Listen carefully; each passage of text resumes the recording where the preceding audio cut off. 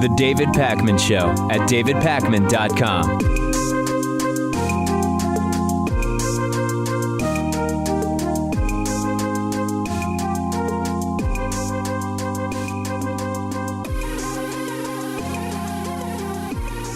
According to the latest ABC News Washington Post poll, Donald Trump's approval rating down to 36%. This is a historic low for all 70 years of presidential approval polling at the 6-month mark of a presidency, of which we are 3 days shy today.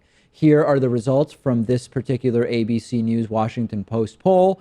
If you don't believe this poll only, and we'll keep this up for people to check out, Gallup has it within the same margin of error as these results, 38% approval for Trump versus 36%, statistically effectively the same. Trump behind only Ford, who had a 39% approval rating at the 6-month mark of his presidency. So we were wondering how the growing Russia scandal would affect Donald Trump's approval.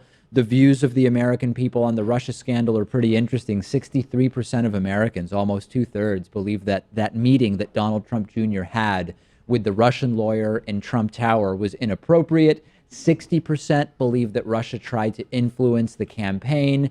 This is low, and Trump's approval has already been down to 36% before, and this was undeniably a totally inappropriate meeting with the Russian lawyer. Russia undeniably tried to interfere in the election. We have written evidence of that now, and as more people find out, I can only assume that it's at minimum not going to help Donald Trump's approval rating, and it will likely hurt it. The health care proposal to repeal and replace Obamacare, that's not helping by a 2-to-1 margin. Americans prefer Obamacare, which we have now, to the latest version of the American Health Care Act. And what's Donald Trump's reaction?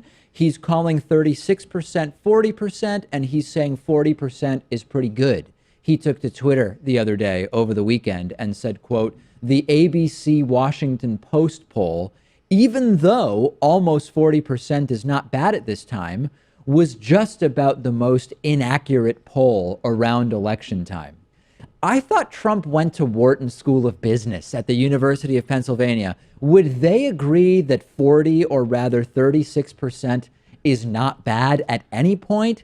I don't think so, Pat. He has been having some issues when it comes to math. And remember, this is the president who asserts that he would have won the popular vote had 3 to 5 million people not voted illegally. Yeah. And now he has this so-called voting election commission going on to uphold our integrity. And he has Mike Pence and Chris Kobach working hard on that. But you'd have to imagine that if there was so many people voting illegally and voting for his opponent, that his job approval numbers would be so much higher now. Right, because the election results where he lost the popular vote by 3 million would not reflect the will of the people who really, really like the job he's doing. No indication of that whatsoever. And the really sad situation is that 36% of the country still approves of the job Donald Trump is doing. That means if you go to 3 random people, obviously it depends on where in the country you are, but in total, if you pick 3 random people from our country, statistically, one of those people is going to say, I approve of the job that Donald Trump is doing. And the obvious question is, what exactly is it that you approve of?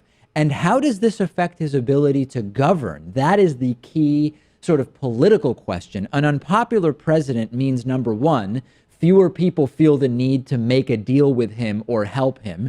If he stays at 36% or drops, it becomes more and more likely that Republicans will actually turn on him for their own self-preservation, and we're starting to see more and more of that happen. In what other job would you have a 36% approval rating, or maybe it would be a customer satisfaction rating in a job, and spend 22% of your time playing golf and be allowed to keep your job? Not too many jobs would let you get away with that. We are learning more about this meeting that Donald Trump Jr. had with the Russian lawyer Natalia Veselnitskaya in Trump Tower last June of 2016. This was the first definitive proof of Russian interference in the election. We have written evidence now. Donald Trump Jr. has been painting it as a total waste of time with nothing of value coming from it. That was such a waste of time that he didn't even bother telling Donald Trump Sr. about it. We have now learned that there were even more people in the meeting than originally reported. We knew about the lawyer herself, right? Natalia Veselnitskaya. And of course, Donald Trump Jr. was there, Jared Kushner was there, and Paul Manafort was there. That was 4 people. We've now learned, and this is just stunning, that a Russian-American lobbyist named Rinat Akhmetshin was also in the meeting. And he is known for opposition research, exactly what the meeting in Trump Tower purported to be about. If you wanted to collude with Russia to smear a political opponent, Rinat Akhmetshin is sort of like the first person you'd meet with because this is his area of expertise. And he was not the only other person in the room. He gets us to 5 people in the room. But we've confirmed the presence of Rob Goldstone, the publicist who arranged the meeting to begin with. That gets us to 6 people in the room. We've learned that a translator, a Russian translator, was in the room. That gets us to 7, as well as a representative of the Russian family who asked for the meeting to set up. That gets us to 8 people minimum. This is a lot of people in the room, Pat, for a 20-minute waste of time that was so not memorable that Trump Jr., Kushner, and Paul Manafort all initially forgot to disclose it. Quite a team of people in there for something that made no difference. And remember how Donald Trump Jr.'s story changed 4 or 5 times when more information came out from the New York Times? Well, after all of that, Trump Jr. went on Sean Hannity's show, which should have been a safe space for him. Sure. And he said that was it, that we weren't going to learn any more about this meeting. Turns out in the next 24 hours, we find there's more people in that room. Yeah, but I'm sure now we have the full story, right? Because even though there were like 4 or 5 instances where the truth wasn't told about this meeting, now they're no longer telling any lies and they're being fully upfront about everything that happened. It's almost like his credibility has been destroyed on this topic. Yeah, I know.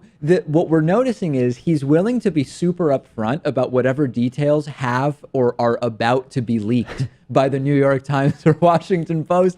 He gets super honest and transparent as soon as he learns that's going to happen. This has gone beyond the shock and surprise at the depths of the intent to collude. This is now under the umbrella of major national security concern. We have an administration that could be completely compromised to Russia and more sensitive to the desires of a foreign power than they are to the actual needs of the American people. We haven't heard much from Kellyanne Conway in the national media after that pathetic embarrassment of the so-called Bowling Green massacre that, of course, never happened and doesn't exist that she mentioned on TV. She mentioned that and then basically stopped doing national media. I don't know if she's been in timeout long enough that now she's out of it, or if things are just getting so desperate for the Trump administration that they figured, hey, let's put her back on TV. But she appeared on a number of programs over the weekend, including on Fox News, to talk about the growing Trump-Russia scandal. Let's start with her appearance on Fox and Friends. She went on Fox and Friends to talk about how it's just no big deal that Donald Trump Jr. met with a Russian lawyer and a Russian lobbyist and blah, blah, blah, blah, blah. And I want to prepare you for what we're about to see and hear. She is about to move the goalposts and use projection and blame Hillary to try to distract from what's going on. But she moves the goalposts herself by accusing others of having moved the goalposts. Just sit down, get the kids out of the room, because this is really, really bad. We don't want to, listen, I'd show them Janet Jackson's breast 10 times before I showed them the atrocity that I'm about to show you. I'm not even going to watch. Yeah, Pat's leaving the room himself. Here's clip number 1 of Kellyanne Conway's immediate implosion over the weekend. Well, even the goalposts have been moved. I mean, we were promised systemic, hard evidence of systemic, sustained, furtive collusion that not only interfered with our election process, but indeed dictated the electoral outcome. And one of the only people who says that seriously these days is still Hillary Clinton, and nobody believes it. We know why she lost. It's obvious. And frankly, you know, when I was campaign manager in those last several months, when I needed negative information about Hillary Clinton, I didn't have to go very far. I looked at Infowars. Hillary Clinton. Yeah. So listen, they've been swearing up and down that they never met with Russians. They never talked to Russians. Russians didn't help them with the campaign in any way. That's now undeniable. They've moved the goalposts to the collusion wasn't illegal. And instead, she says that it's others who are moving the goalposts. Then she gets asked a specific question by the bumbling Steve Doocy, and she goes back to blame Hillary Clinton. But Kellyanne, would people call you up all the time and say, hey, I got some dirt on her, and would you take a meeting with them? No, because the president said yesterday that that kind of occurrence happened all the time. Well, it does, but in the case of Hillary Clinton, it was all there to see. Yeah, let's talk again about Hillary Clinton. Now contrast this with what Kellyanne Conway herself had to say in January. Listen to how definitive she was here. Did anyone involved in the Trump campaign have any contact with Russians trying to meddle with the election? Absolutely not. And I discussed that with the president-elect just last night. Those conversations never happened. I hear people saying it like it's a fact on television. That is just not only inaccurate and false, but it's dangerous. Does the president-elect... And it does undermine our democracy. Nobody was involved. There was no contact. We now have proof in writing. So this is bad enough.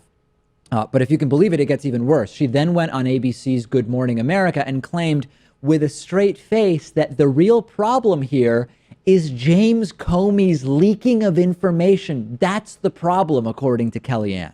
Kellyanne, we have to go. The information was sought from the campaign, and those denials were allowed to stand for many months. That's the bottom line.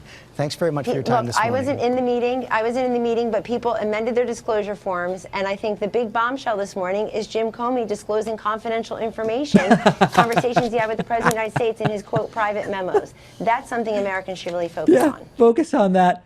These are liars of the highest order. This is shameless dishonestly, and at this point, it's indicative of panic. And a question for a lawyer would be, at what point, if any, legally speaking, do Kellyanne Conway's persistent public lies become part of the cover-up? Would you be willing to have a serious conversation with Kellyanne Conway? Because I don't think I would be able to. I don't know if with it's all possible. The projection, shifting the goalposts. I mean, there's just no intellectual honesty there. And we can't even agree on what the facts are because she has alternative facts. I would have a serious conversation with her if she were capable of doing that. And less substantive, but just as wacky. Here is Kellyanne Conway doing rhyming while holding signs up on Fox News. I just want to review, in case you run out of time. This is how I see it so far. This is to help all the people at home. What's the conclusion? Collusion? No, we don't have that yet. I see illusion and delusion. So just so we're clear, everyone, 4 words. Conclusion, collusion, no. Illusion, delusion, yes. I just thought we'd have some fun with words. Sesame's Grover word of the day, perhaps, Sean. When the indictments come in, I hope that she's going to spend her time on something other than picture sign, words on how to, whatever you would even call this nonsense. This is insane, isn't She's it? making it easy for the Fox News audience to understand what's going on. Yeah, she had to speak to the lowest common denominator. Folks, what is going on here? I'm on Twitter at @DPakman. The show is on Twitter at David Pakman Show. Follow me there. The David Pakman Show at davidpakman.com.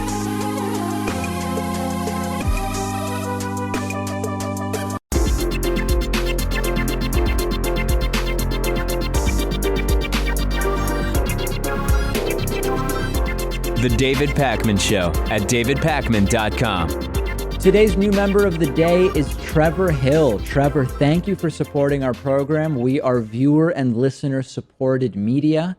You can go to davidpakman.com/membership to sign up today. The coupon code is available to you for a major big league discount off of membership. The coupon code is IVoted17. You can also make a pledge of as little as $1 a month at patreon.com/David Pakman Show. That's patreon.com/David Pakman Show, approaching 1,800 patrons. And of course, if you ever shop on Amazon, go to davidpakman.com/Amazon before you shop, and then everything you buy will send us a little kickback. All right, we've got more sponsored memberships to give away here. You'll remember that 2 weeks ago, a user who goes only by the name GR sponsored 6 free memberships for people who could come up with clever, incoherent rants in the style of this particular user. Last week, we gave away 4 memberships sponsored by Jennifer Carrain, and the theme there was patriotic progressivism, or I guess really progressive patriotism is a better way to say it. Either way is fine with me.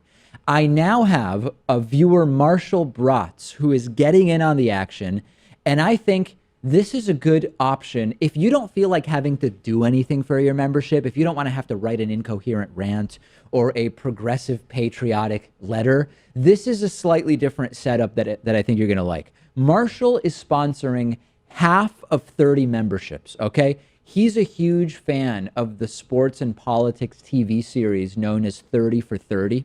So he's sponsoring $30 towards 30 memberships, right? He is paying half of 30 memberships. You pay the other half, and these are going to be first come, first served. If you want a half price membership, Marshall Bratz has already prepaid for half of 30 memberships.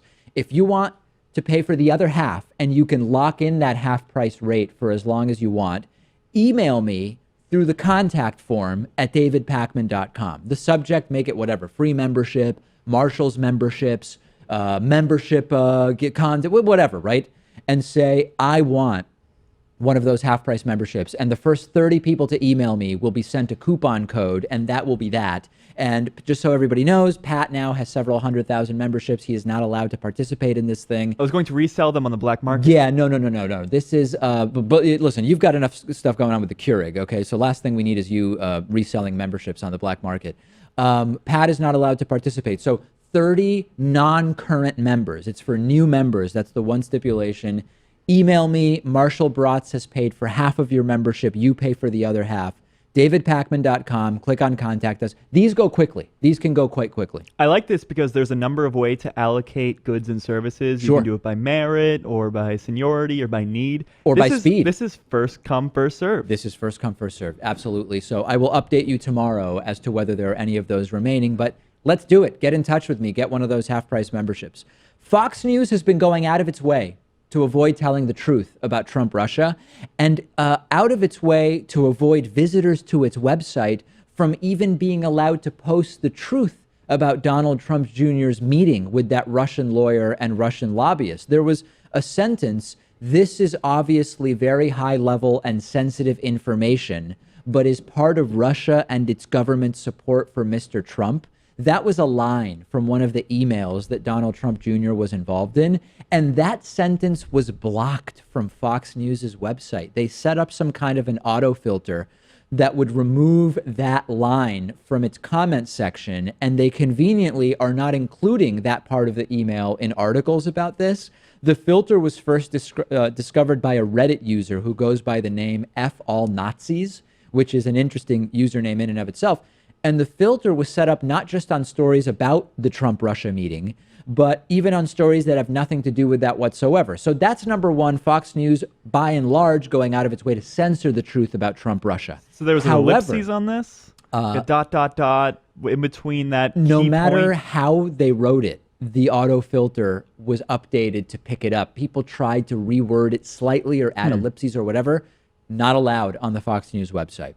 However, there are kind of shockingly, some people on Fox News at least trying to tell the truth about what's going on with Trump-Russia, which is that this is a major scandal of epic and historic deception. I'm going to play this clip for you. This is Shepard Smith talking to Chris Wallace, and they were sort of making an effort to just be upfront about the level of deception that was going on. Take a look at this. We've been told a variety of stories. We've gotten, and who knows if we've gotten to the end of the story. We thought we got to the end of the story with the emails. I now know we haven't, because there's news breaking at this moment, Chris. Okay.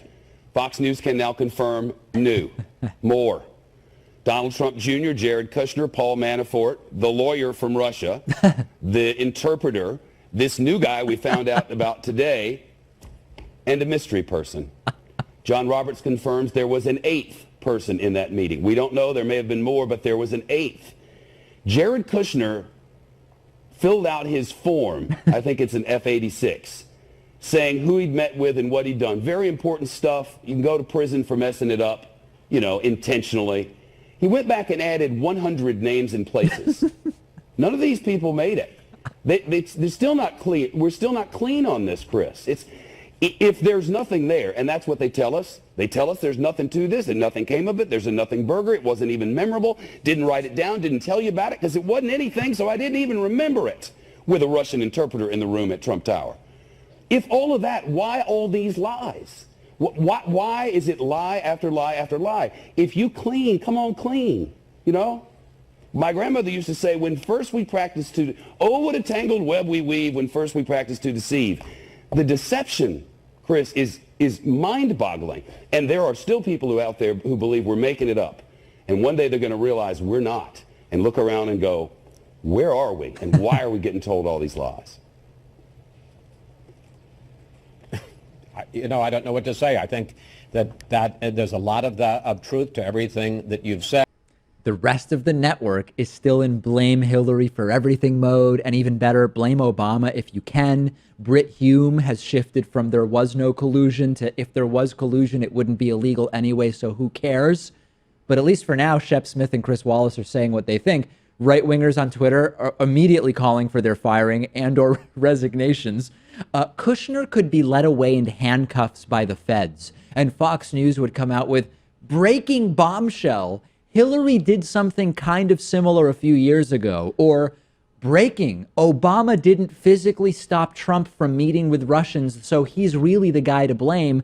But the truth is, it's getting pretty unavoidable at this point. Some common sense is bound to seep through even on Fox News. You know, if this was just about the meeting, I think they would have a case to be made to defend the White House here. Right. They could go to the talking points of, well, collusion's not a crime. They didn't get any valuable information out of that meeting. And while those are easily debunked, they could still make that case. Yeah. But the lies are what makes this indefensible. And I think, some people with a little bit of intellectual honesty, like Shep Smith and like Chris Wallace, they're able to fess up to that. I really hope Shep Smith doesn't accidentally stab himself in the back 10 times. I really hope he doesn't, because it is this level of honesty is not looked upon favorably by Fox News, by the Fox News audience, and by any players who want to cover up what is now in writing evidence of collusion between Russia and the Trump campaign. If you believe that time goes in a forward sequence, at least in our universe or within our understanding of our universe, then there's a little problem with the timing of when Donald Trump Jr.'s lawyer started getting paid. Donald Trump Jr. now has a lawyer who's been saying all sorts of wacky and zany things in defense of his client around his meeting with the Russian lawyer and the Russian lobbyist in Trump Tower. This is a meeting that we now know he attended with Jared Kushner and Paul Manafort and a translator and a member of some family that wanted to set it up, and Rob Goldstone. It was a party. This was a major group of people that was in this meeting. And this is now an individual in Donald Trump Jr. who's being represented by the law offices of Alan Futerfas. Great. That's who's representing him. The problem around the timing is that Donald Trump's re-election campaign started paying this attorney for his work representing Donald Trump Jr.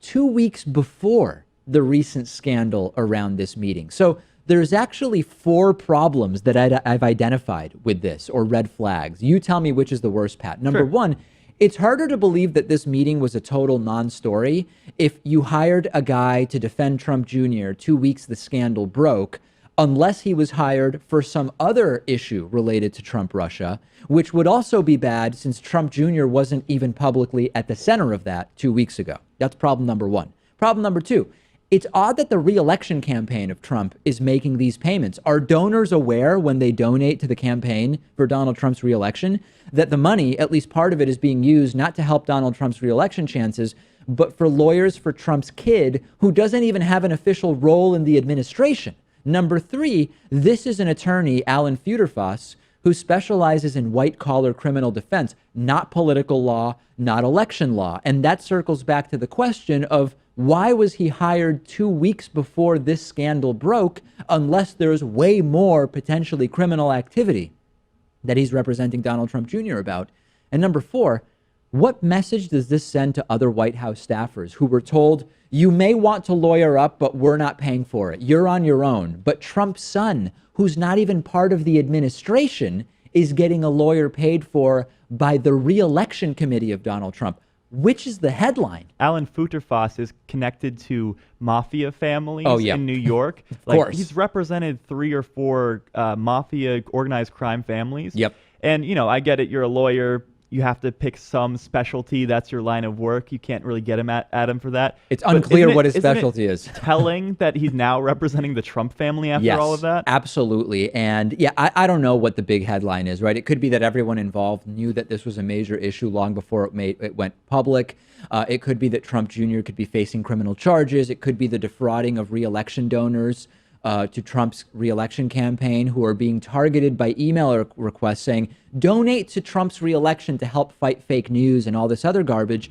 And then the money is going for a lawyer for Don Jr. And it also could be the immorality of wrapping up who knows how many White House staffers in the scandal and then leaving them to pay for their own lawyers while your own donors are covering expensive lawyers for your kids. And by the way, there's one other scandal brewing here. Lachlan Markey is the White House reporter for the Daily Beast. He got his hands on a tax document, which I'll put up on the screen for you, which shows a payment to the Trump Corporation for $90,000 on the last day of June. They were paid for legal consulting. Breaking news. The Trump Organization is not a law firm. So if Trump's re-election campaign has cut a $90,000 check to Trump's business for legal consulting, that means one of two things. It's either straight up money laundering. They're saying it's for legal consulting and it's not.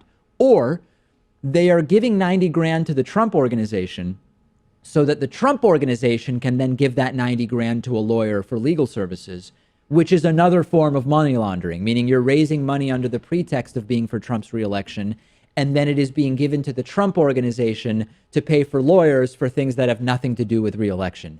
I can only hope that Robert Mueller can parse all of this and determine, to quote Donald Trump, what the hell is going on. Discuss this with us on our Reddit discussion forum, davidpakman.com/REDDIT. The David Pakman Show at davidpakman.com.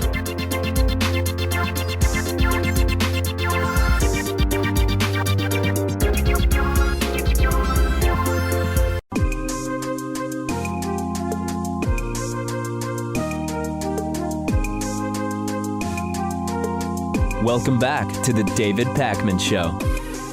It's great to welcome back to the program, by audience request, Dr. Aubrey De Grey, the Chief Science Officer of the SENS Research Foundation, which is a biomedical research charity that develops new therapies to combat aging. So let's start there. I mean, I first became aware of your work back in 2005 when you were featured in 60 Minutes, and we've spoken about the broad and narrower focus of your work a number of times. How would you characterize the progress that's been made since that 60 Minutes piece in 2005 in the areas you work on?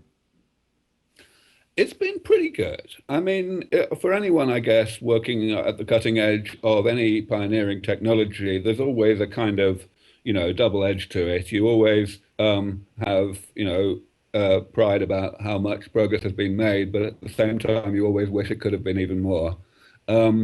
But yeah, I mean, things have gone okay. The work that SENS Research Foundation has done in the past decade has really, we've broken through a number of really formidable barriers that were completely, stalling research in various areas, so that now even the most difficult areas of SENS are seeing great rapid progress. And that's enormously heartening. Also, one thing that really makes a huge impact for us, and we hope will continue to do so, is that a number of our projects over the past couple of years especially have reached a sufficient level of proof of concept that we've been able to spin them out into startup companies in one way or another.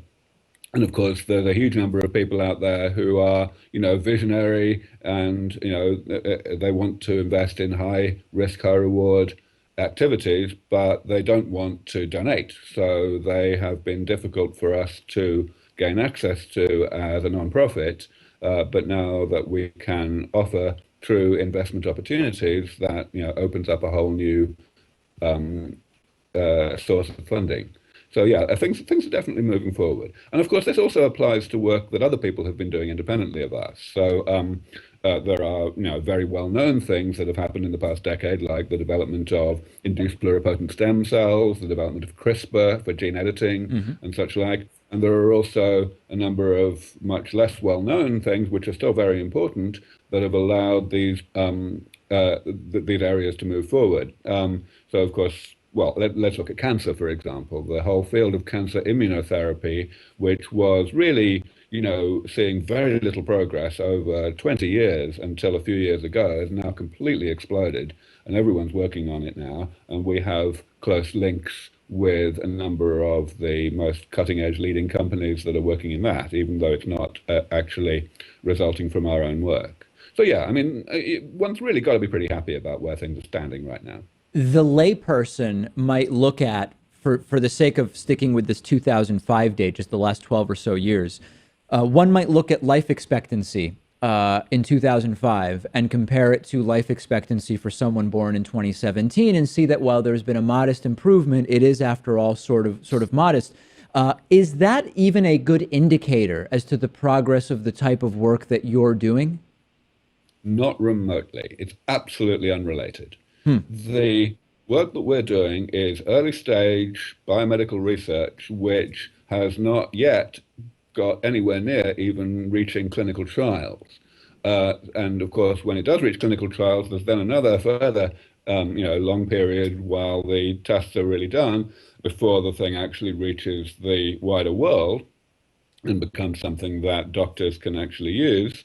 And even then, we would not expect to see any impact on the statistics that you're talking about, on the demographics of life expectancy, for quite a few years after that, until the impact of these therapies has actually been felt across the world or across the country in terms of widespread adoption.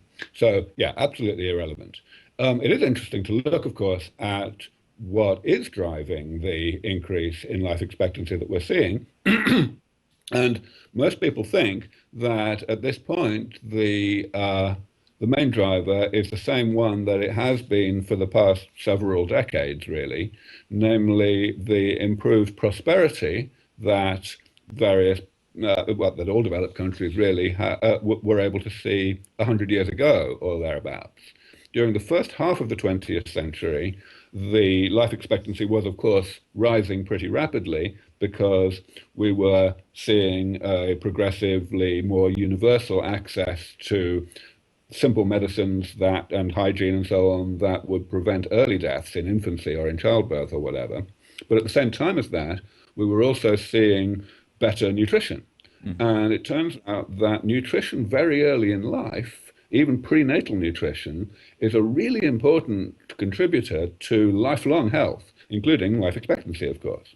So there's a widespread agreement now that this is probably the number one contributor, that people who were born, let's say, 80 years ago, just were on average born in a more prosperous environment in, let's say, the USA, than people who were born, let's say, 10 or 20 or 30 years earlier. Now, the bad news is that is probably reaching diminishing returns now. Most of the impact of increased prosperity that has been the driver of this was pretty much done by 80 years ago. So what that would predict is that over the next 10 or 20 years, we probably will see a leveling off, a slowing down of the increase in life expectancy. And indeed, I don't know if you're familiar with the book by Angus Deaton, where he writes about this, the Nobel Prize winner Angus Deaton. He talks quite a bit about how, the early 20th century saw drastic increases in life expectancy in more developed countries, mostly as a result of reducing infant mortality. In other words, if you save people who have many years left to live, that will impact life expectancy much more drastically than cancer treatments that might extend someone's life for a few years. And then in the second half of the 20th century, we saw that reduction in infant mortality spread more to the developing world. And this seems to be a bit of a ceiling we're approaching, is it not? So you can think of it as a kind of soft ceiling. So yes, the reduction in mortality that was early mortality caused by infections was pretty much over by World War II in the developed world. And in fact, it's reaching a kind of ceiling even in most of the developing world now. If you look at worldwide statistics, it turns out that overall life expectancy across the whole world added together is now something like 71. So in other words, it's less than 1 decade short of where the developed world is. And the largest countries in the world are, of course, the major contributors to that. So we're talking, China, India, Brazil, Indonesia, Pakistan, Bangladesh. These countries are all motoring up, and there's not much more to do. Now, the second wave of life expectancy increase that I mentioned, that's caused by improved early life nutrition and such like, that too is beginning to reach diminishing returns in the developed world, and I think it's going to, continue to be a major contributor in these very large countries in the developing world for a little while longer. But yeah, any contributor to increased longevity eventually hits diminishing returns, and you need some new thing to do better. And so, of course, the new thing that's coming next, but it won't be with us for maybe 20 years from now, is the kind of work that SENS Research Foundation does, the regenerative medicine, the rejuvenation technologies that will repair the damage of aging and keep us youthful. To go through some of the different areas in which one could focus this type of work, you and I have spoken about diet-related factors. We've spoken a little bit about stem cell research. You mentioned the CRISPR project. Is there one particular avenue that you believe has the most promise in the work you're doing? No, there is not. I think it's very important to understand that even though our approach of repairing damage eliminates a huge majority of the complexity of the problem, that the complexity of aging, the complexity of metabolism and pathologies, nevertheless, it's still pretty complicated. So this needs to be viewed very much as a divide and conquer approach in which we compartmentalize the various types of damage of aging. We classify them into a manageable number of categories. We always talk about 7 categories. And each of those categories has a corresponding damage repair paradigm, a damage repair approach that we are developing and other people are developing. But the key thing to take into account is that any one of those 7 types of damage is perfectly capable of killing us all on schedule, more or less, however well we fix all the other 6. So it would be a very bad idea to impose some kind of ranking of importance. We do have a ranking of priorities for ourselves in terms of where we put our money in funding research, but that ranking is dictated by the necessity to not have a ranking. In other words, the things that we deprioritize are simply the things that other people are working on more effectively and where we would make less of a difference. And the things we prioritize are the things that are most neglected by other researchers. Where are you currently on caloric restriction? I recently read about a study, I believe it was a 20-year or 2-decade study looking at caloric restriction in monkeys. And that particular study said its results show that there was no longevity increase in the monkeys who were on a calorically restricted diet. What's your sense of that study and caloric restriction in general? Right.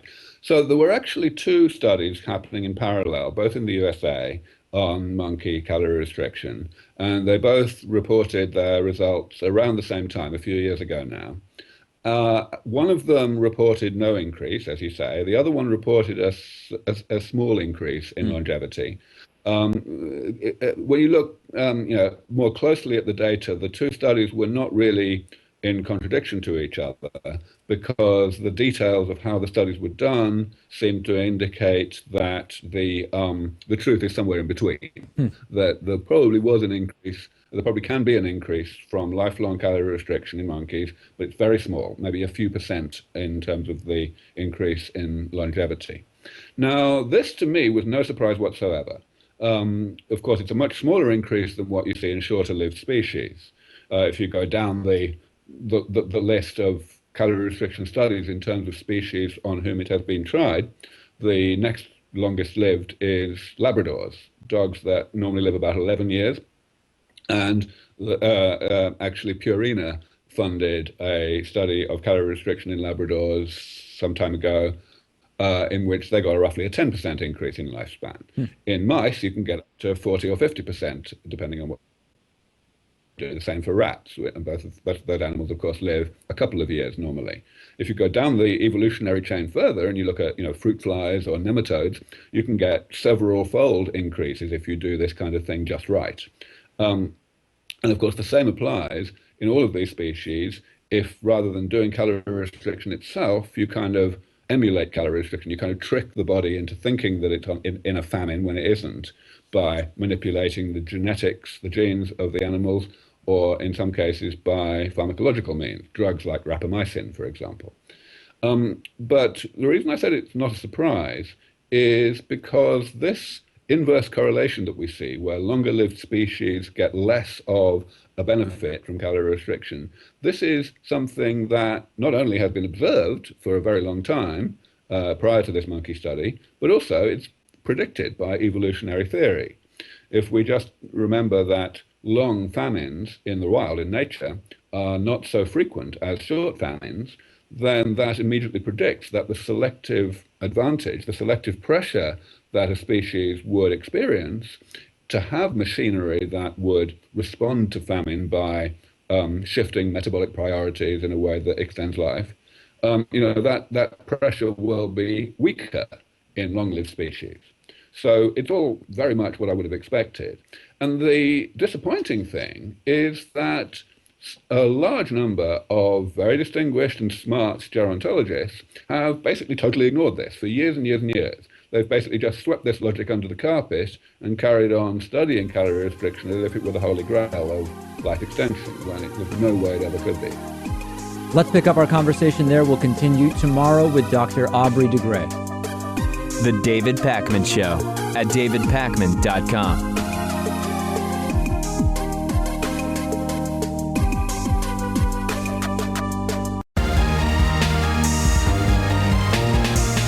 The David Pakman Show at davidpakman.com. The right likes to say national healthcare systems are bad, bad, bad. Canada's terrible. The UK is a disaster. It's all bad. All in defense of this immoral, for-profit, employer-connected healthcare system that we have in the United States. The DC think tank known as the Commonwealth Fund did a study of the healthcare systems of 11 wealthy countries, and it found, maybe a surprise to some of you, maybe not, that the American system is the worst by multiple measures. And this includes countries like the UK, Australia, Canada, Germany, Sweden. The UK's National Health Services was the best in many categories. The 5 categories evaluated were access to care, equality of access for people of different incomes, administrative efficiency, how well the care process works, and how good the health outcomes are. Now, it's not all a panacea for these other countries, right? So, like, for example, the UK system was first overall, but was 10th in terms of healthcare outcomes. But the big consistency was that the US did terribly in every single area. Access to care, the US was a disaster. For example, 44% of low-income people in the United States have trouble accessing care, compared to only 7% of low-income people in the UK. And notably, the report says that there's been some improvement as a result of Obamacare, but this is more evidence that Obamacare is no incredible, wonderful upending of the healthcare status quo. It's a slight improvement, or it has slowed down the worsening of some areas of the system, but it's no massive victory. And in total, in overall performance, the U.S. was dead last. The leaders were, as I mentioned, the U.K. was first, followed by Australia and the Netherlands. Where did the U.S. turn up at the top of the list of countries? Well, in terms of how much we spend, we are leading the way. And this relates to many, many issues. This relates to the fact that we have a system that seeks profit. We've got a total bureaucratic inefficiency due to the medical billing and insurance system that we have. It's a total train wreck. We spend more than every other country on the list, and we have the worst overall healthcare system. How can anyone be proud of that? You know, right-wingers go on and on about how America is number one. I don't think we're number one in this category. I guess number 11 here? This should be a point of national pride, right? I mean, to the right-wing patriots, wouldn't it be nice to be able to be really proud of how well our healthcare system works instead of like how many bombs we have or something like that? Or does that point of view make me a beta male? I don't know. Maybe it does, that I think it would be nice to be proud of our healthcare system. It seems like you want more people to survive in this country for people to live longer and get over diseases. That's such a sissy perspective to have. And no country is perfect. Some will point out that, waiting times for some procedures are longer in some of the countries on the list. Others might point out that costs might be lower in other countries because maybe nurses aren't paid well or something like that. There are always problems, but this study pretty nicely sums up sort of like the net impact of all aspects of the system. And it's just absolutely vile and disgusting. And I want to remind you, I've said this before, there is something called HR 676 out there. HR 676 is a House proposal called the Expanded and Improved Medicare for All Act. And it basically is single-payer healthcare, not in a literal sense. What it actually would do is take the Medicare system we have, which has done a better job of holding costs not as high. Lower might be a bit of a stretch, but from going as high, it's a system that works quite well in many ways. The idea would be to expand Medicare to everybody. This has been proposed a number of times by House Democrats. It basically never has a shot at going anywhere, but it is there. It is there, and a lot of people don't know about it, and you can go to whoismyrepresentative.com, figure out who does represent you in both the Senate and the House. Start making calls, send faxes, do whatever you want. I mean, it seems like whenever we talk about overhauling the healthcare system, you're going to have legislation that's hundreds of pages long. You know, it's not going to be this simple, but you're effectively just making the age requirement for Medicare 0. And that's a lot easier to do than to maybe pass Obamacare or the American Health Care Act. All you're doing is going into Medicare, and this is a slight oversimplification, but changing the minimum age at which you can get Medicare. It is a very interesting proposal that is completely dead in the water, unfortunately. But still, HR 676, just talk about it. Call your representatives about it. Okay, last week, we had a very special vegan dessert tasting because it was vegan producer Pat's birthday. And as a result, it really seems to have triggered in the best way, not triggered in a negative way, but triggered in the best way, a deluge of mostly positive and, of course, some negative comments about producer Pat. But there's negatives? There's always negative comments about anything we do. However, one of Pat's biggest admirers has left a voicemail at 219-2-DAVID-P. I don't know that I could sum up caller Bobby's feelings other than to say he is quite taken with Pat. Take a listen to this.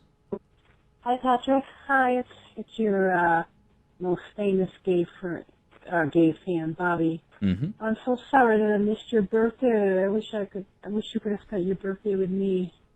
I love you more than any other gay guy in the whole world. Oh, Patrick, you're so beautiful. You're the beautifulest, sexiest young dude I've ever seen in my life. Happy birthday, Patrick. I love you. I want to marry you. So I am not going to reject the assertion from this caller that they are your biggest gay fan, but I don't think that they're your biggest heterosexual fan, because there are other people who call in or write in and they say, I am heterosexual, but I love Pat, and Pat's super attractive. So I think that we'll take Bobby at his word that he's your biggest gay fan because no one else has sort of like self-appointed themselves. But I think that there are definitely bigger heterosexual fans of Pat Ford. I just don't know if I can marry this caller. You know, I don't think I can marry someone who forgets my birthday. You don't even know.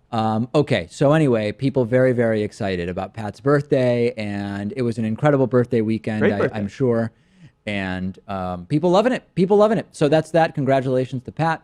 And I don't know for what. I mean, congratulations. Survived 23 years. That's an accomplishment. You've stayed alive for an additional year, and we're all grateful for that. On the bonus show today, it's hard to transition out of that, and I struggled, but I think I've transitioned out. On the bonus show, half of America is in poverty. I'll explain what I mean by that. Kellyanne Conway is saying that some of the criticism of her is gender-based. An interesting argument for Kellyanne Conway to make. And also the Air Force wants permission to shoot down civilian drones. What is that all about? Why do they want that right?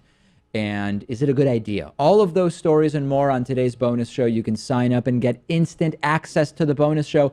It's a whole other show. If you like this show, why not get the bonus show? It's more show. You can sign up at davidpakman.com/membership. Coupon code is IVoted17. And remember, pledges of as little as $1 a month. Where can you do them? Patreon.com/David Pakman Show. We will speak to you on the bonus show.